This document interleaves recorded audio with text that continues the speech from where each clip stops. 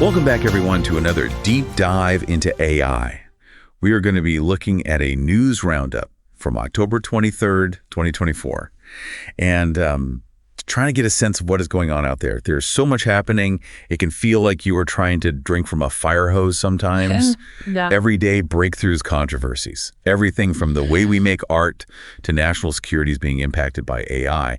So to make sense of it all, imagine you are an AI enthusiast like us. What are the key takeaways from today? What should you be paying attention to? One of the big stories that came out was Stable Diffusion 3.5 from Stability AI. Stable Diffusion 3.5, what's the big deal with that? So image generation is taking a huge leap forward with this. Imagine being able to create marketing campaigns with images tailored to each individual viewer, or even generating personalized children's book illustrations based on a child's favorite characters. It's not just about prettier pictures. It's about opening up a whole world of new creative avenues. This was not just about making my cat look like it is in a Renaissance painting, although I have to admit that is tempting. That too, but it's way more than that. Think about personalized educational materials, virtual fashion design that adapts to your body type, or using AI to generate images for medical diagnosis. Those are some seriously mind-blowing possibilities. It sounds like this could be a game changer for a lot of creative industries. Yeah. So image generation is getting a lot of attention. And another tool that's making waves is Canva's Dream Lab. Now, this is an AI-powered text-to-image generator, but it's also generating some controversy. So what's the story there? So Canva's Dream Lab, it is a great example of how accessible AI tools are becoming. It lets anyone, regardless of their artistic skills, create images that look professional. But this accessibility is causing concern for some people. Especially professional artists, right? Because if anyone can generate an image with a few clicks, what happens to the people who have spent years honing their craft? Yeah, that's the question a lot of people are asking. It really highlights a growing tension in the creative world. These tools, they democratize art and design. They allow people to express themselves visually in a way that they never could before. But there's a real worry that human artists are going to get pushed out of the market. How do we make sure that these advances in technology benefit everyone, and not just the tech companies? Yeah, that's a tough one. So definitely a question we'll need to keep asking as AI becomes more powerful and more accessible. But before we go too deep down that rabbit hole, let's look at how AI is going global. NVIDIA recently hosted a huge AI summit in India, which really shows how India is becoming a major player in the AI world. Absolutely. India has a lot of tech talent, and the economy is growing fast. It makes sense that they're investing heavily in AI research and development. And then you have something like Anthropic's Claude 3.5 Sonnet. That's an AI designed to help you manage your desktop applications. It's like having a super efficient personal assistant for your computer. Right. Think of it like this. Instead of wasting your time searching for files or switching between different applications, Sonnet can do all of that for you, so you can focus on the important stuff. Now that is something I can get behind. Maybe Sonnet can finally help me clean up my downloads folder. I'm talking about years of digital clutter. Well, we'll see about that. AI assistants like Sonnet, they have the potential to totally change how we work, but they are still in the early stages. But even at this stage, the possibilities are pretty exciting. For sure. Speaking of exciting possibilities, what are the big tech giants up to?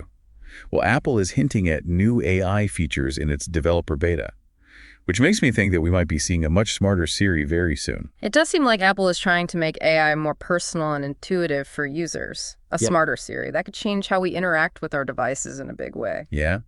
And on the other side of the spectrum, you have Microsoft and OpenAI investing $10 million in local newsrooms. And their goal is to help journalists use AI tools more effectively. Right. That's really interesting. Instead of being afraid of AI taking jobs, imagine AI as a research assistant on steroids. Imagine a journalist who can analyze thousands of documents in an instant, uncovering hidden connections and patterns. That's the power of AI in journalism. It's about making humans better at what they do, not replacing them. I like that take. That's much more optimistic. So are we talking about AI fact-checking articles in real time? Or even writing them? Those are all possibilities, but for now, it's really about empowering journalists with tools to help them do their jobs more efficiently and effectively. Imagine being able to instantly sift through a mountain of data to find breaking news stories, or to track the spread of misinformation. In the right hands, AI can be a powerful tool for good. Yeah, it is really interesting to see how differently AI is being embraced. On one hand, you have companies like Apple. They are focused on making AI seamlessly integrated with our daily lives. But then you have organizations like Microsoft and OpenAI, and they're looking at how AI can be used to tackle specific challenges, like we were just talking about with journalism. It really does feel like AI is everywhere, from our phones to the news. So let's shift gears a bit and talk about Europe. They seem to be taking a very different approach to AI, with a big emphasis on ethical development and something they're calling tech sovereignty. Right. Europe is really trying to position itself as a leader in responsible AI development. Henna Virkkunen, she's Europe's new commissioner for tech sovereignty. And she has laid out plans to use AI to improve the EU's digital infrastructure.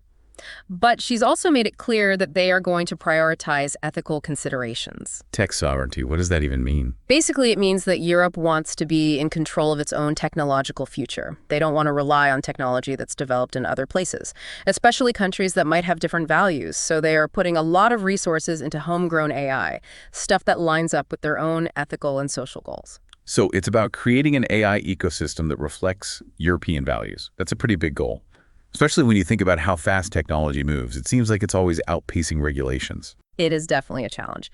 But Europe seems committed to showing that technological progress and ethical considerations can go together. They want to set a global standard for responsible AI development. It'll be interesting to see if they can pull it off. It's almost like they're trying to create a European Union of AI with its own rules and regulations. But while Europe is busy building its ethical AI framework, other countries are taking a more, let's just say, proactive approach. I'm talking about the use of AI in national security. Yeah, the White House has been pushing for increased AI capabilities in national security and intelligence. They see it as a key tool for analyzing tons of data, identifying potential threats, and making strategic decisions. That sounds like something out of a spy movie. Are we talking AI that predicts terrorist attacks or controls drones on the battlefield? Well, it's important to remember that AI in national security is still pretty new, but the possibilities are huge. It could be used to boost cybersecurity, detect and prevent cyber attacks, or even help develop autonomous weapon systems. Autonomous weapon systems, that sounds like we're getting into some ethically gray area. Absolutely. Using AI in warfare raises some serious ethical questions. We need to have open discussions about the potential risks and benefits of these technologies, and we need to set clear guidelines and regulations to make sure AI is used ethically and responsibly, especially when it comes to life or death situations. It's a far cry from those personalized children's books we talked about earlier. Yeah. It seems like AI has this incredible power to do good, but also maybe not so good things too. And while we're on the topic of those creative applications, what about Germany's AI-generated travel influencer, Emma? Oh, yeah, Emma. She's such a fascinating example of how AI is blurring the lines between the real world and the digital one. She recommends vacation spots, gives travel tips, even chats with her followers on social media. And she never even has to pack a suitcase. It's like having a virtual travel buddy. But doesn't it also raise questions about authenticity and transparency? Do people even realize they're interacting with an AI and not an actual human being? That's the big question. As AI gets more sophisticated, it's going to become harder and harder to tell the difference between something made by a human and something made by AI. And that's not just true for marketing and advertising. It's true for news education, even our personal relationships. That's kind of scary when you think about it. We already have deepfake videos that are almost impossible to tell apart from real footage. Where does it end? It's definitely a valid concern. We are entering an age where we need to be way more careful about what we see and read online and who we trust. We can't just take things at face value anymore. We need to develop our own AI literacy to navigate this increasingly complex digital world. AI literacy, I like that. It's like we need a secret decoder ring just to figure out what's real and what's fake. It seems like AI is both pushing the boundaries of what's possible and forcing us to rethink how we interact with the world around us. Exactly. AI is a tool. And like any tool, it can be used for good or bad. It's our job to make sure we use it responsibly and ethically, to create a future where AI benefits everyone. That's a lot to think about. And I think this is a good place to take a break. When we come back, we'll try to tie all these threads together and figure out what it all means for the future of AI. And for us. Stay tuned. Welcome back to the show, everyone. Before the break, we were talking about AI literacy, this idea that we need new skills to navigate a world that is becoming more and more driven by AI. Yeah, it's crucial to understand how AI works how it can impact our lives, and how to be critical of the stuff that AI generates. We are all going to need to become really savvy consumers of information. Well, on that note, isn't it kind of strange that the U.S. AI Safety Institute is having trouble getting funding, especially with all these ethical concerns we've been talking about? It does seem a bit backward. We really need more research, more discussions, more safeguards around how we develop AI, not less. It's like we're building this incredibly powerful tool, but we don't really know how to use it safely. Exactly. The problems the AI Safety Institute is facing just highlights the bigger issue. AI is developing way faster than we can understand its impact. We're always trying to catch up when it comes to the ethical and societal implications. So while some organizations are struggling to get funding for AI safety, you have countries like Germany creating AI travel influencers. Right. Emma, she's a perfect example of how AI is already making it hard to tell what's real and what's not. It brings up important questions about transparency and authenticity in this digital age. Is it deceptive to use an AI influencer without being upfront about the fact that it's not a real person? And what happens to trust and credibility when anyone can just create a virtual persona? Those are the kinds of questions we need to be asking ourselves as a society. As AI gets more sophisticated, we need to develop new ethical guidelines for how we use it, especially when it comes to how we interact with the public. It feels like we are at a crossroads with AI. On one hand, you have all this potential to improve our lives, to solve complex problems, to push the limits of creativity. But on the other hand, there are these ethical dilemmas, the possibility of jobs being replaced, and even fears about AI being used to cause harm. It's the classic story of technological advancement, the double-edged sword. AI can be an amazing force for good, but it comes with risks we can't ignore. So where do we go from here? What does all of this mean for the future of AI? That is the big question, isn't it? In the end, the future of AI is up to us. We get to decide what kind of future we want to create with this technology. Do we want an AI-driven world that is fair and sustainable and benefits everyone? Or do we end up in a future where AI just makes existing problems worse and creates new ones? That's a huge responsibility, but it's also exciting in a way. We have a chance to shape AI in a way that matches our values and hopes. I agree. It's not just about the technology itself. It's about the choices we make about how we develop it, use it, and control it. We need to be having these conversations now before it's too late. That's a great point. And on that note, I think it's time to wrap up our whirlwind tour of the world of AI.